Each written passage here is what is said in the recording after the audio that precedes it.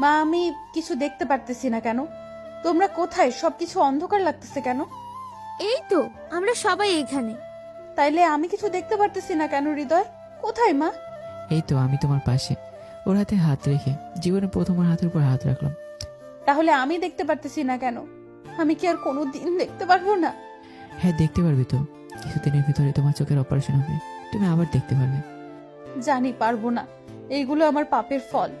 চুপ, একদম চুপ, বেশি কথা না বলে তুমি এখন ঘুমো। সত্যি আমি... আরে তুমি ঘুমো তো, বেশি কথা বলবো না, কাল বাসাতে চলে যাবো আমরা, এখন রেস্ট নাও। এই বলে আমরা সবাই বের হয়ে আসলাম। ডাক্তার থেকে ওষুধ নিয়ে এসে ওকে খাইয়ে দিয়ে শুয়ে দিয়ে আসলাম। পরের দিন ওকে বাসাতে নিয়ে এসে আর এক ঝামেলাতে পড়লাম। ও উপরে যাবে কিভাবে? তুই ওকে কোলে তুলে নিয়ে যা। কি? আমি পারবো না। কেন পারবি না? তুই না নিয়ে গেলেও রোমে যাবি কিভাবে? আমি কিভাবে জানি?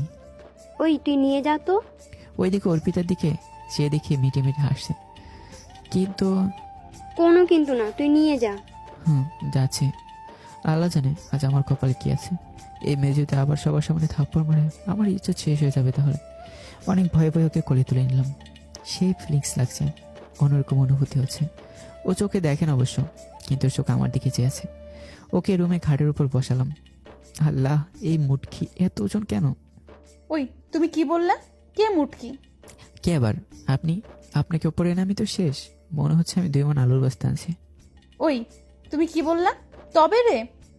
এই বলে যখনই ঘাট থেকে নেমে আমাকে ধরতে আসবে, অমনি আমার উপরে পড়ে গেল, আর ওর ঠোঁটগুলো আমার ঠোঁটের সাথে অ্যাডজাস্ট হয়ে গেল। আমি তো মনে মনে মঙ্গল করে চলে গেছে। বাহ, সেই অনুভূতি তো! আহা, কি কারেন্টের শর্টের মতো ফ্লেক্স! হঠাৎ মনে হলো থাপ্পড়ের, তাই ভয়ে তাড়াতাড়ি উঠে বললাম, সরি, বুঝতে পারিনি এমন হবে। আরে তুমি সরি বলতেছো কেন? এখানে তো আমার দোষ ছিল। পুরাই হা হয়ে আছে ওর কথা শুনে। যে মেয়েকে ভুল স্পর্শ করলে মায়ের চলতো, তার মুখে এই কথা, তাও আবার ভুল স্বীকার করছে। ওই তুমি কই গেলা? তাহলে কথা বলো না কেন? আপনি উপরে বসেন, নামবেন না। আমি আপনার জন্য খাবার নিয়ে আসছি, খেয়ে ওষুধ খাবেন। হুম। তারপর গেলাম, গিয়ে খাবার নিয়ে আসলাম ওর জন্য। এই নাও, খেয়ে নাও। কিভাবে খাবো? আমি তো দেখতেই পাই না কিছু। তাহলে? তাহলে আবার কি? তুমি খাইয়ে দাও আমারে। আমি কিভাবে আপনাকে খাওয়াই দেব? কেন? তোমার হাত দিয়ে। আমার হাতে আপনি খাবেন? কেন খাওয়াবে না? আর তাছাড়া তো কোনো উপায় নেই। হ্যাঁ। তাহলে এবার খাইয়ে দাও। তারপর অর্পিতাকে খাওয়াই দিলাম। ওর জোড়াজুড়িতে আমিও খেলাম। এখন ওকে দেখে মনে হয় না এতটা অহংকারী ছিল। আচ্ছা তাহলে আপনি রেস্ট নিন, আমি বাহির থেকে আসি। তোমার কোনো কাজ আছে নাকি? না, এমনি যাব। তাহলে প্লিজ যাও না, আমার কাছে বসো, আমরা বসে গল্প করি।